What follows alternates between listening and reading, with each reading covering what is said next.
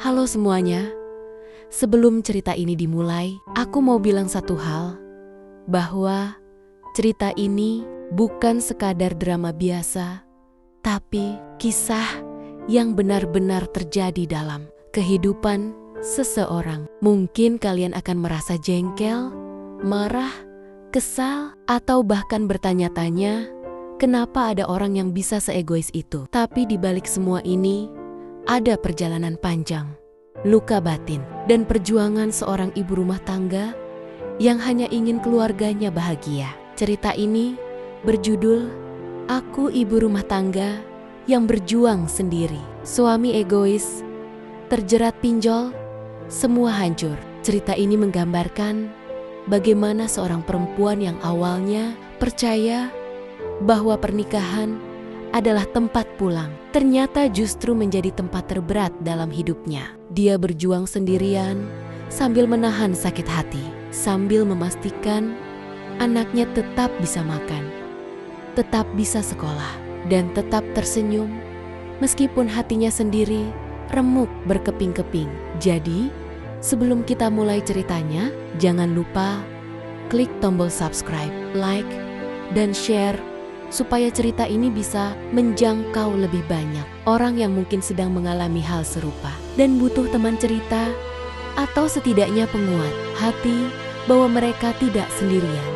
Oke, kalau sudah siap, tarik napas dalam-dalam karena cerita ini tidak semanis dongeng dan tidak juga sesederhana kata sabar. Ini adalah kenyataan yang tidak semua orang sanggup jalani. Hari itu seperti hari biasa, aku bangun pagi, menyiapkan sarapan, memandikan anak, mencuci baju, lalu bersiap memasak siang. Semua terasa rutinitas umum yang harus dilakukan seorang ibu rumah tangga. Tapi entah kenapa, hari itu ada rasa sesak yang tidak bisa aku jelaskan. Mungkin karena aku sudah terlalu lama memendam perasaan sendiri. Suamiku pulang dini hari, bau rokok masih menempel di bajunya. Ketika kulihat jam menunjukkan pukul 2:14. Tanpa rasa bersalah, tanpa kata maaf, atau bahkan menjelaskan, dia langsung rebah di kasur seperti orang yang tidak punya tanggung jawab. Aku ingin bertanya, tapi aku takut. Bukan takut karena aku salah, tapi karena aku tahu setiap pertanyaanku justru akan berubah jadi pertengkaran. Dia orangnya begitu, selalu merasa dirinya paling benar. Pagi itu, aku memberanikan diri bertanya sambil menyuguhkan teh hangat. Aku berkata pelan, "Aku cuma tanya, ya kamu tadi pulang jam berapa?" Dia menatapku dengan ekspresi malas dan menjawab singkat, "Ya pulang kerja." "Ngapain?" ditanya. "Kamu itu kebanyakan mikir." Aku hanya diam, rasanya seperti ditampar. Padahal aku cuma ingin tahu, aku hanya ingin jadi istri yang diperhatikan, bukan diabaikan. Sementara aku terus berpikir bagaimana aku bisa memenuhi kebutuhan rumah tangga ini. Aku sudah tidak kerja sejak melahirkan karena dialah yang meminta. Katanya aku harus di rumah urus anak. Tapi kenyataannya dia tidak pernah peduli apakah uang belanja cukup atau tidak. Aku bahkan harus mencari cara agar dapur tetap berasap. Aku mulai merasa bahwa aku tidak hanya hidup sebagai istri, tapi sebagai ibu sekaligus, tulang punggung yang tidak terlihat. Dan saat itu, aku belum tahu bahwa semuanya akan semakin kacau. Semakin hari kebutuhan semakin banyak. Anak butuh susu, popok, makan, dan biaya sekolah. Tapi suamiku hanya memberi uang dengan nominal yang bahkan tidak cukup untuk 1 minggu. Kalau aku bilang kurang, dia bilang aku boros. Kalau aku protes, dia bilang aku tidak tahu diri. Sampai suatu hari, uang benar-benar habis dan kulkas kosong. Aku menatap anakku yang masih kecil. Dia memegang perutnya dan berkata dengan polos, "Bunda, aku lapar." Saat itu, hatiku benar-benar runtuh. Aku mencoba menghubungi suamiku. Aku kirim pesan, "Bang, uang belanja sudah habis. Anak minta makan. Dia tidak jawab. 1 jam berlalu, 2 jam berlalu. Aku telepon berkali-kali, tapi tidak diangkat. Malamnya, barulah dia pulang dengan wajah kesal, lalu berkata, "Jangan ganggu aku kalau kerja." Aku tidak membalas. Aku hanya diam, karena diam adalah satu-satunya cara agar rumah ini tidak pecah. Malam itu, aku duduk sendiri di dapur, menatap layar ponsel sambil memikirkan solusi. Dan disitulah, untuk pertama kalinya, aku melihat iklan pinjaman online. Proses cepat, tanpa jaminan, cair dalam hitungan menit. Aku tahu itu bukan hal baik. Aku tahu itu berisiko. Tapi saat itu, pikiranku hanya satu.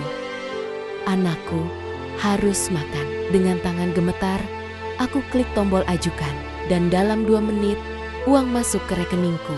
Aku merasa lega sesaat, tapi aku tidak tahu bahwa itu adalah awal dari kehancuran yang jauh lebih besar. Awalnya, aku merasa pinjol adalah penyelamat. Aku bisa beli makanan, bayar listrik, beli kebutuhan anak, tapi itu hanya bertahan sebentar. Karena bunga pinjol tidak masuk akal. Semakin hari semakin besar, dan aku tidak sanggup membayar. Suamiku tidak tahu apa-apa.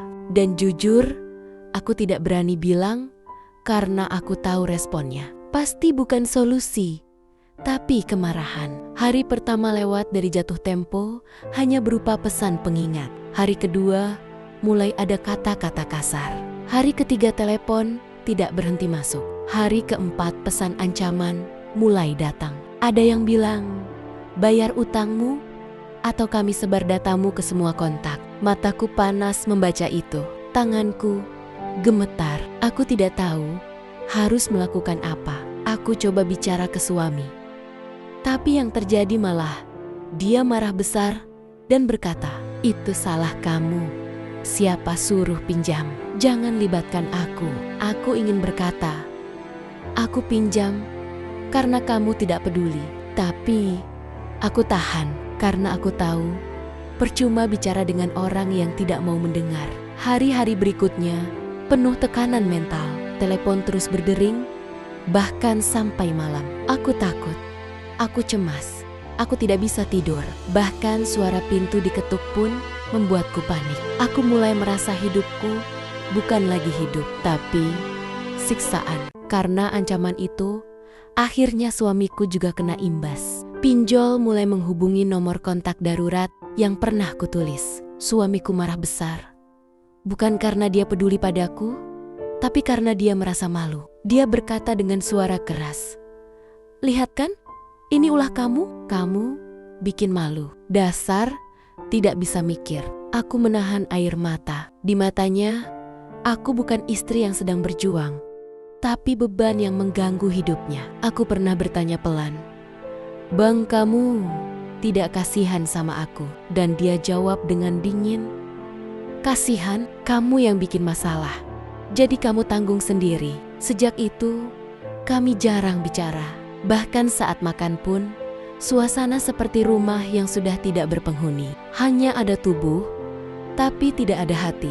Aku mulai sadar bahwa pernikahan ini bukan tempat aman seperti yang kuharapkan, tapi medan perang yang membuatku lelah setiap hari. Suatu malam, aku duduk menangis di kamar. Semua terasa gelap. Aku tidak tahu mau minta tolong siapa. Orang tua jauh, dan aku malu untuk jujur. Aku merasa gagal sebagai istri, sebagai ibu, sebagai manusia. Telepon berdering lagi, tapi aku tidak sanggup angkat. Dadaku terasa sesak, nafasku berat. Aku merasa seperti tidak mampu hidup lagi. Anakku masuk pelan sambil membawa gambar yang dia buat. Dia berkata dengan suara kecil, "Bunda jangan sedih, ini Bunda sama aku. Kita tetap bersama ya." Saat itu aku menangis, bukan karena takut, tetapi karena aku sadar bahwa satu-satunya alasan aku masih bertahan adalah anakku. Dialah yang membuatku masih punya alasan untuk bangun setiap pagi. Setelah melalui semua itu, aku mulai belajar bahwa aku harus bangkit. Bukan untuk suami, bukan untuk orang lain, tapi untuk diriku sendiri dan anakku. Aku mulai mencari kerja sampingan. Aku jualan online, aku belajar sedikit, aku mulai membayar pinjol pelan-pelan. Dan aku mulai menerima bahwa suamiku mungkin tidak akan pernah berubah. Rumah tangga kami masih ada, tapi rasa di dalamnya sudah lama hilang. Namun, aku tidak lagi takut. Aku tidak lagi merasa sendirian. Karena aku tahu aku mampu berdiri meski tanpa bergantung pada dia. Aku sadar bahwa menjadi ibu rumah tangga bukan berarti tidak punya nilai. Aku berharga dan aku pantas dihargai. Terima kasih sudah mendengarkan cerita ini sampai akhir. Cerita ini bukan sekadar kata-kata tapi luka nyata yang dialami banyak perempuan di luar sana yang mungkin terlihat baik-baik saja tapi sebenarnya sedang berjuang sendirian dalam diam. Untuk kamu yang sedang berada dalam situasi yang sama, aku ingin bilang satu hal. Kamu tidak lemah, kamu tidak gagal. Kamu hanya terluka dan sedang berjuang untuk tetap bertahan. Dan untuk siapapun yang menonton, jangan lupa klik tombol subscribe, like, dan share supaya cerita ini bisa menjangkau lebih banyak orang. Siapa tahu cerita ini bisa membantu seseorang merasa tidak sendirian atau membantu mereka menemukan kekuatan untuk bangkit. Sampai jumpa di cerita berikutnya.